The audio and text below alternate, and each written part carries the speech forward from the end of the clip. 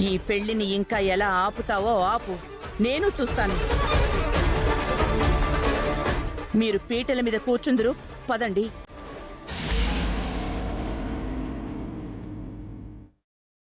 అవని, నేను నిన్ను మనస్ఫూర్తిగా ఇష్టపడింది నిజం, ప్రాణంగా ప్రేమించింది నిజం.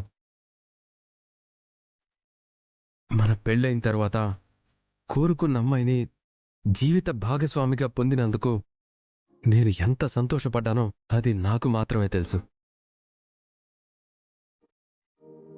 మన మధ్య గొడవలు జరిగి దూరాలు పెరిగి ఇటువంటి నిర్ణయాలను తీసుకున్న తర్వాత కూడా నేను నిన్ను వదులుకోవాలని అనుకోలేదు. అందుకే నీకు ఎన్నో అవకాశాలను కల్పించాను. వాటిని నువ్వు వినియోగించుకోలేకపోయావు. ఇప్పుడు పరిస్థితి చేతులు దాటిపోయింది. మనసుకి కష్టంగా ఉన్నా పీటల మీద కూర్చోక తప్పటం లేదు.